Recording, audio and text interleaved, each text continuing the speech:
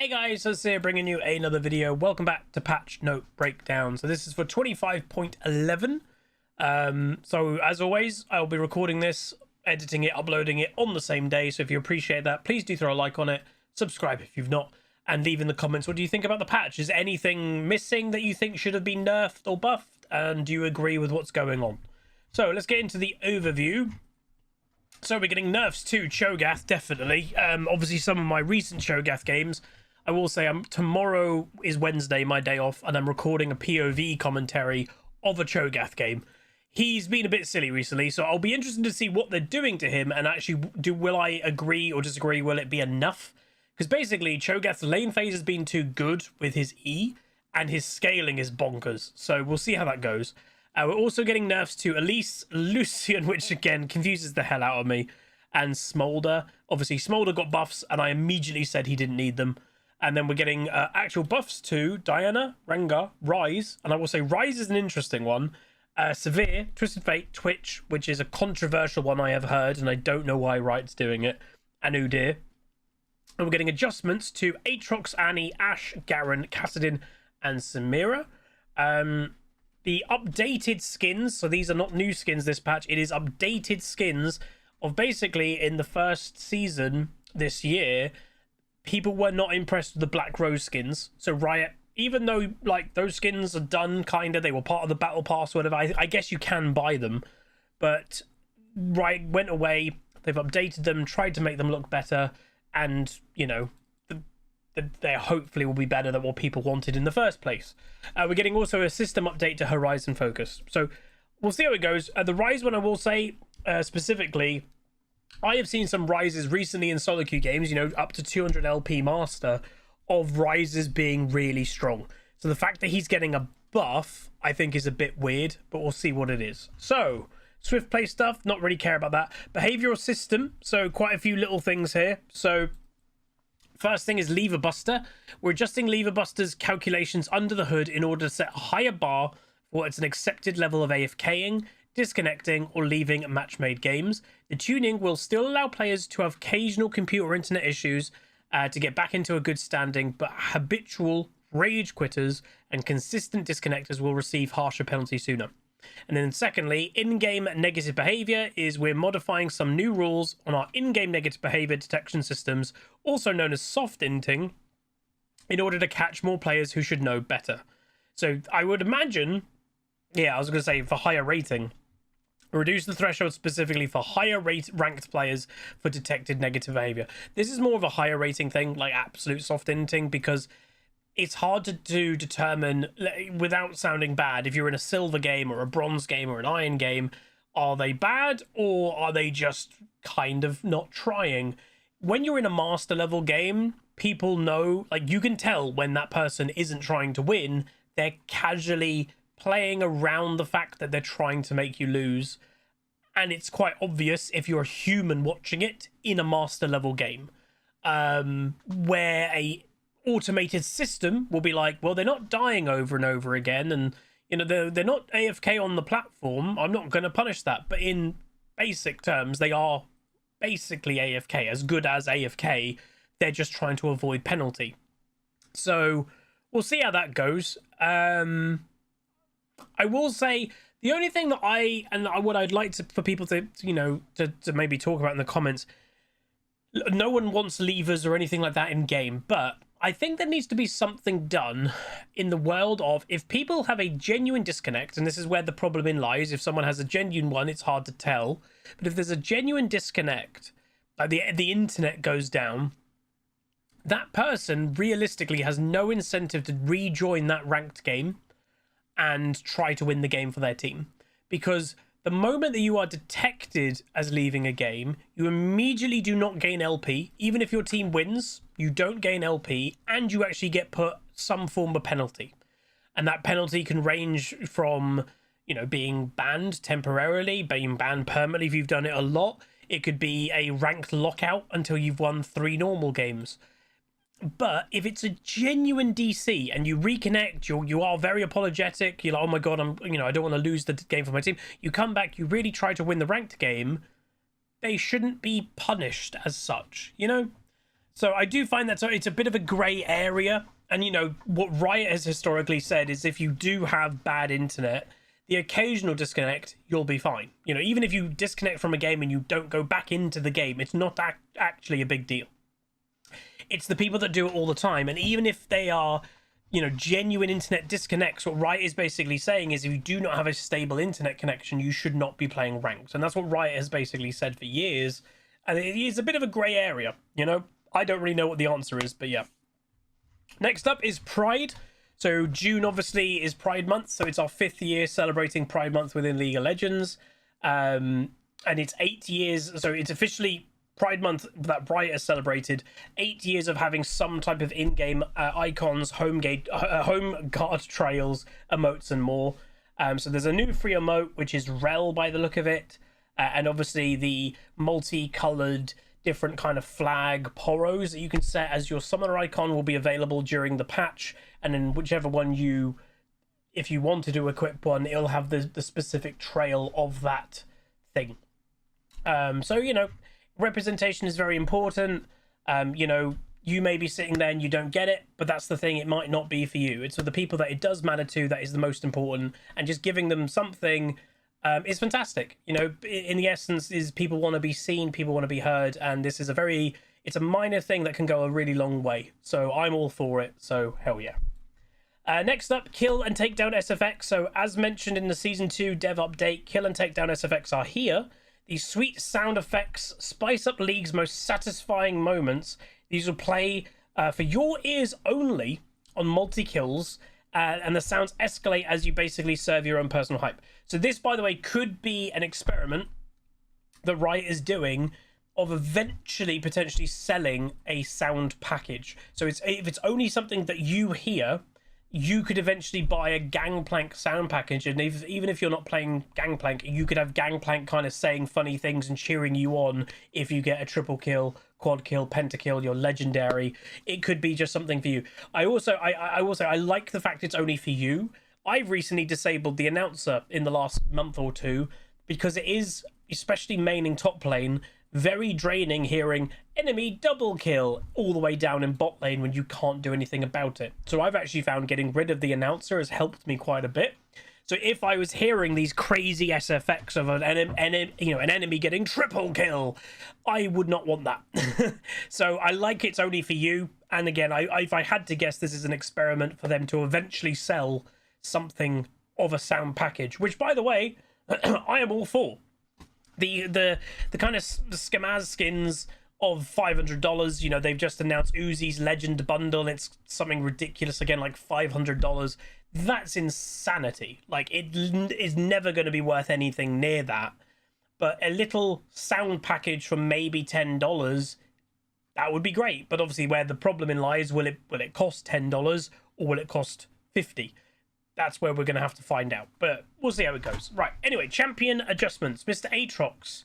Passive damage decreased, Q sweet spot damage increased, however, and W damage type changed to physical. So this could be a bit of a more of a skill change that by default, when Aatrox's passive is more, it just means he's doing more default damage. The sweet spot, which obviously is the very specific spot that you need to land on the Q, is much harder to land on average. So it's for better Aatrox players that will make use of this. So let's get into it. So the damage is currently 4 to 12% of max HP of you know, the damage spike. It's now 4 to 8%. Obviously, we are very much in a health meta at the moment, so that will be a nerf. He's getting a buff, however, to his Q, so a 10% damage buff to the sweet spot, the specific, you know, at the end point of his Q, which obviously is, the first one is just like the end bit to a longer channel. Then the second one is kind of like the end of the fan, and then the last one is actually the dead center of the big slam in the middle of the circle. And then secondly, this is an interesting change. Infernal Chains was magic damage. It's now going to physical damage. Likely will be a buff of some sort, but where it's a nerf is obviously if it does some type of small damage. If your lane opponent is just building pure armor, built some type of magical damage, it would have gone, you know, and done decent or some damage than building full armor. Well, now if they're building full armor, it won't do any. like all your other abilities, it will be AD focused. So it's an interesting change. They'll definitely have a reason for it. You know, I don't know if there was some type of cheese Aatrox AP build floating around. I've never heard of it, but who knows. Next change is Annie. So obviously has had recent changes of them trying to, you know, force burst meta. Even again, like I said, we're in a health meta right now. But I have seen a couple of Annies where it does happen that neither team picks something that can stack health. You know, neither team has a Cho'Gath or a Set or something like that, Mundo. And both teams are relatively squishy. Annie can kind of do okay. You know, in a matchmaking that Annie has squishy targets available, she can be pretty decent. So let's get into what they're doing. So the base armor is going up. The armor growth, however, is going down. I would imagine I have seen some players play Annie support, so that might be a buff to that. You know, it's initial, which obviously helps the level 1, eventually a nerf though. And then the incinerate damage is getting a nerf as well in terms of both flat damage is going down and AP ratio. So that's a double nerf of her W. So they're just probably just toning down her damage a bit. But again, she only realistically can kill squishy targets. But there it is. Ashe, I have heard people panic about this, by the way. So the Q, so her attack speed steroid, can now build stacks from structure hits. So pretty strong. I will be surprised. I'm surprised it's never been a thing, considering how in the last few years it has been a very like kill tower kind of direction of League of Legends. But yeah, so basically she can throw her Q, you know, throw auto attacks on the tower, help her build the Q, and she'll get the benefit of actually killing towers pretty quickly. I did see on Reddit people just talking about it, going, is she going to build a hull breaker? I doubt it, but you never know. But yeah. Mr. Cho'Gath, so what do they do? Oh, that's not enough. Yeah, no. So obviously, like I said, he's been ridiculously strong. Armor growth is simply going down by 0.5 per level. You know, it's a nerf, but it's not enough. I've been walking around some games of Cho'Gath with 8,000, 9,000 health. Cannot be killed. You know, damage is insane. Well, it's not hit his health, it's not hit his damage. And when it comes to the armor, yeah, you're gonna have to be a tiny bit more careful in top lane, probably early. Tiny.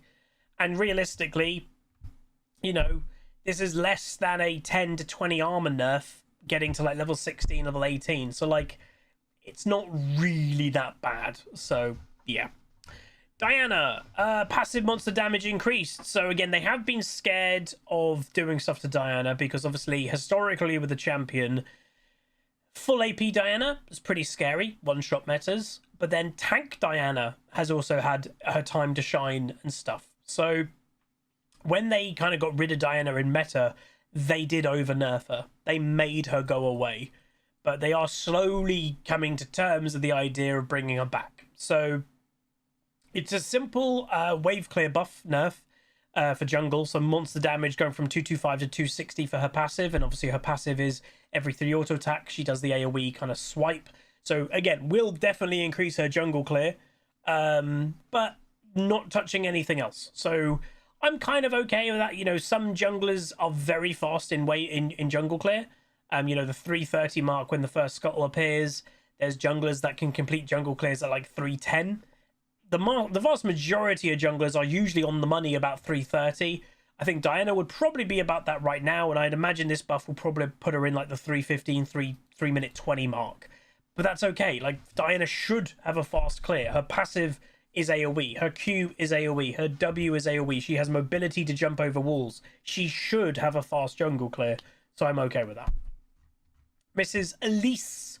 Passive bonus damage decreased. So Elise has been a beneficiary of the magic item changes. Obviously, burst as a thing. And, you know, Elise has always been a burst mage. And yes, some Elises do buy Leandries just out of necessity. You have to. Again, if people are walking around the map with 5, 6, 7,000 health and you're full burst Elise, you're not touching them. Where if you have, and I have seen, Gnash's Tooth Leandry Elises, it does a pretty good amount of burn damage. So like you're constantly ticking that Leandries and it can work pretty well. So they are, what are they doing? They are giving her a nerf, potentially. I'll just say the changes targeting her soften her clear speed, especially when snowballing, and lowering her overtime PvP damage. So again, that is the overtime, probably tick damage I'm talking about. So all the spiders. So yeah, their bonus attack damage is staying the same, because that's not the problem. It's the AP ratio that is going down. So from 20% to 15%. So again, she will feel it, definitely. But I think that's okay. She has been strong for a little while, and, you know, give other junglers a bit of time to shine, maybe. Oh my god, Garen changes. He's finally being changed. Warwick has still not made this list, by the way. I've played Warwick in near 250 LP master games and taken over. That shouldn't be a thing. I've recently played Garen at 200 LP master and taken over. That also shouldn't be a thing. But it is. So W and E adjusted art damage decrease. So basically, what their goal is with this is to keep Garen's damage high, but change how he does it and change his build path. I believe what they're trying to do is move him away from Phantom Dancer second item, full crit, burst attack speed kind of thing, because it doesn't feel satisfying to get killed by that, let's be honest. So they're going to turn him more into a juggernaut, you know, bruiser of, you know, he is tankier, so his combat will have to last longer, but his damage output will be it will stay the same in terms of his damage output is high because his resistances are going up because he'll build tankier is the idea. So we're updating Garen to make his fighter pattern much more functional. The headlining features are a reduced cooldown on judgment in order to allow him to play out sustained combat, and improved courage active in order to better soak up the damage. As compensation for this, he's losing a bit of burst damage through critical strike chance on his E and overall damage on his R. Our hope with these changes is to make fighter builds on Garen his best option and raise the power, as fighter Garen is currently underpowered. So again, current Garen is overpowered. Fighter Garen is underpowered. So again, just to keep that in perspective. So courage, which obviously is giving him all those resistances and damage reduction, is becoming a lot more available. So again, was a 23-second level 1 cooldown, then was a 15. It's going from 22 seconds to 12 seconds. The damage reduction of it is getting a much better, starting at rank 3. They've removed, though, the bonus resistances after the quest completion. So basically, you'll be able to use it a bit more often, and it will be actually making him tankier. But no more bonus resistances, so that's good. No free stats, which, again, that a lot of the time enabled Garen to go something like a Phantom Dancer second, because he was getting bonus resistances from other places, the W. So that's probably a good change. He'll actually have to build tankier to feel tankier. And then his E, the cooldown of it again was 9 seconds flat. It's actually going on lower cooldown, but the cooldown still starts at the end of the spin. The damage of it is going up. So it might sound a bit weird, but what I'd imagine, yeah. So the crit modifier is going down, and that was a big part of the damage. So building Phantom Dancer with that crit, he is going to feel it. And obviously, I'm sure we've all seen that, you know, a very, very fed Garen that's snowballed. It's very often, if they are really snowballing, they'll go like Stride Breaker, Phantom Dancer, Infinity Edge, because they are just snowballing. That probably won't be a thing anymore. And there's also the damage to monsters has gone. So Jungle Garen, I guess, is not a thing, even though it wasn't. And then also the partial cooldown refund based on remaining duration has also gone too. Interesting.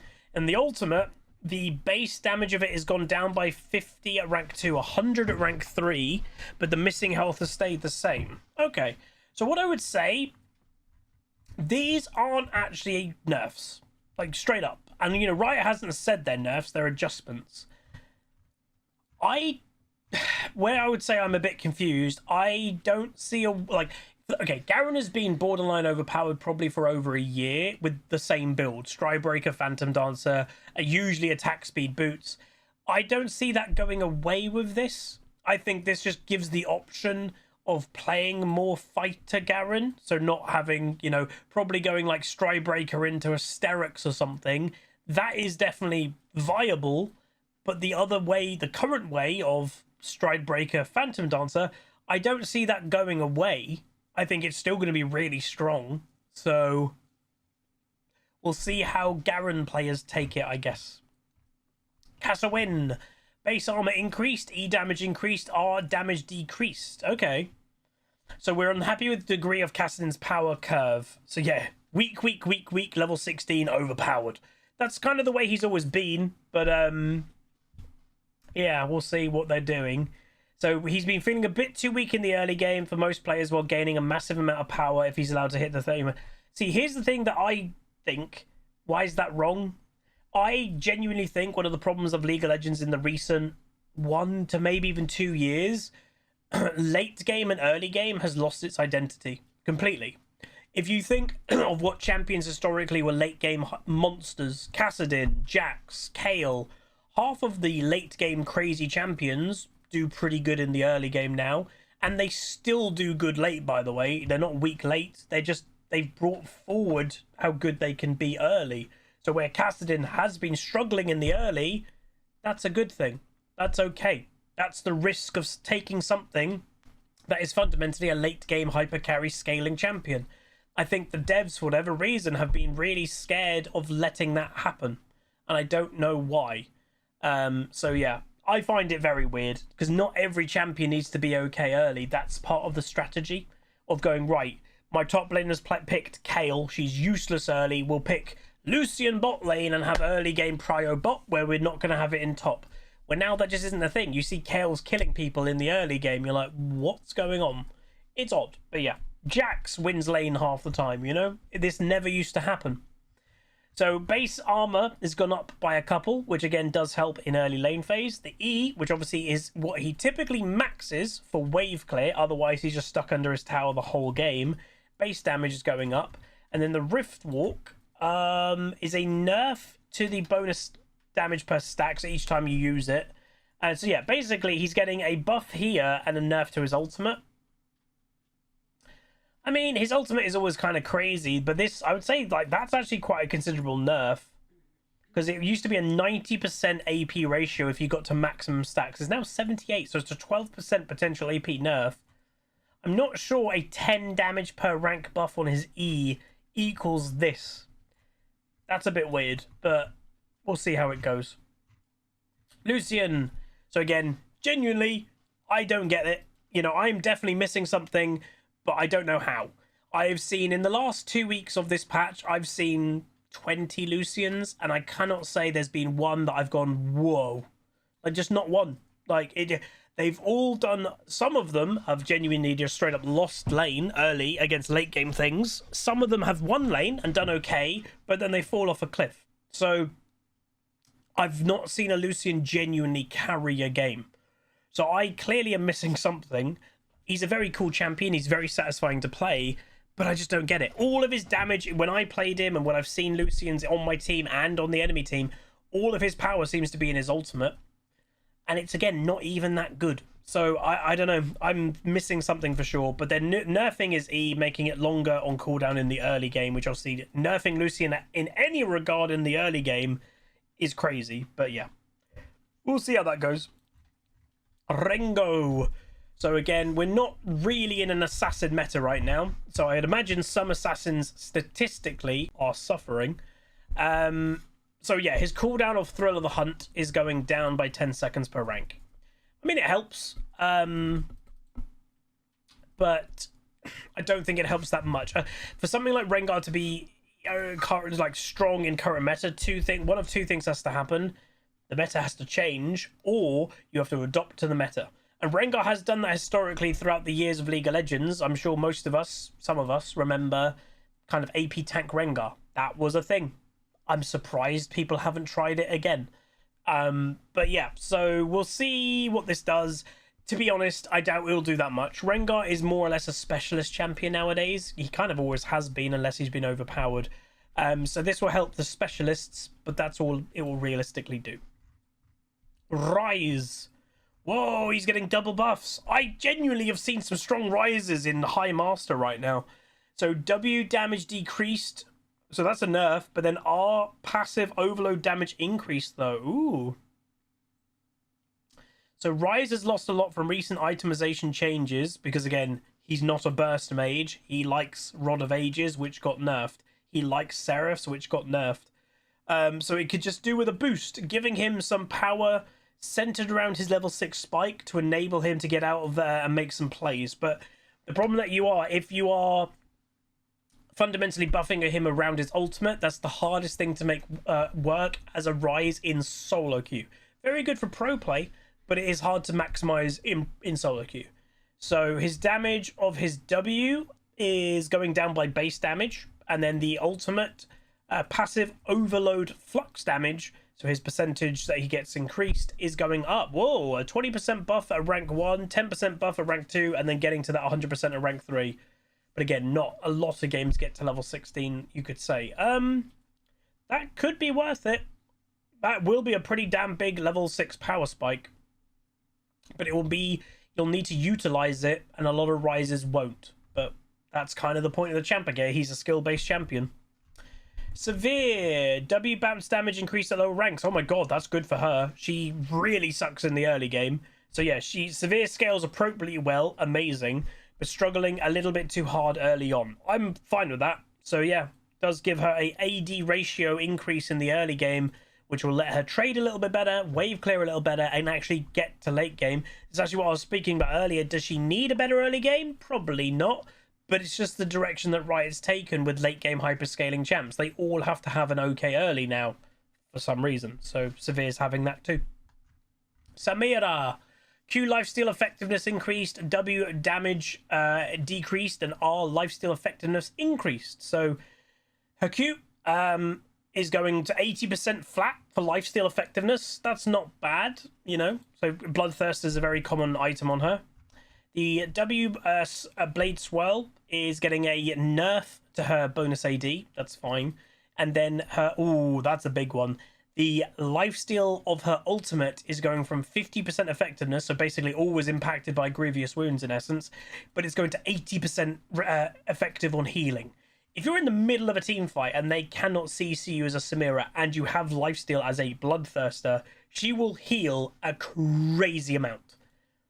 Wow, okay, that's going to be quite scary, but that just basically puts her damage is actually going down, but her survivability with lifesteal is going up. So it basically makes it even more important that she is a CC priority target. That's basically what it's doing. So that's interesting. Smolder, base armor and health regen decreased. Yeah, so Smolder's early game is actually quite potent as basically the best scaling champion in League of Legends. The base armor is going down, so making him more vulnerable in the early game, and the health regen is also going down, making him a bit more punishable by poke in the early game too. So no damage nerfs, you know, again, especially, you know, like I've been saying a few times, for some reason Riot is obsessed with their late game champions having good early game. Smolder practically scales the best out of any champion in League. He should have the worst early game. He should be weaker than a minion at level 1. But they don't want it. They can't let champions be weak in the early game for some reason nowadays. It's very weird. Twisted Fate, Q damage increased. So again, Twisted Fate has been a hard champion to balance ever since, you know, his whole massive patch or two of being AD top lane. Riot has been scared. Because any buff that they do, there will be people that climbed an insane amount of LP by just abusing the Twisted Fate AD.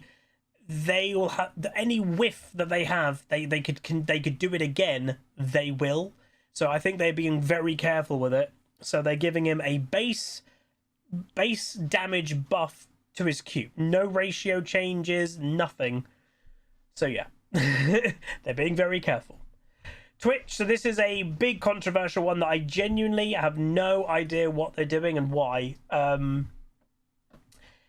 AP Twitch is probably one of the most unhealthy things for League of Legends. Like, genuinely, it's one of the most unhealthy things. There's no skill to it. It doesn't feel satisfying to play against. It doesn't really feel satisfying to play with as well, because he goes and does everything. He uses spray and pray, you know, W, his E, all the AP damage. You don't really get to play the game.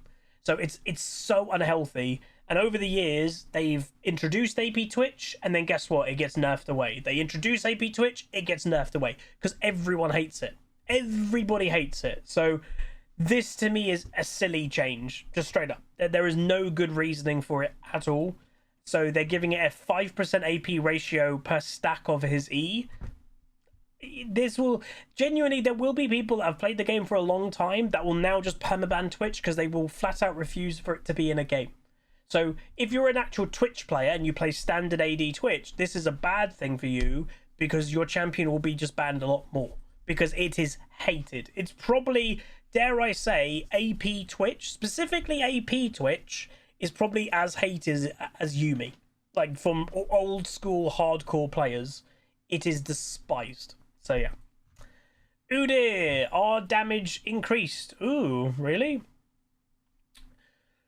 So obviously R is his Phoenix stance that he historically goes like Leandri's first item with.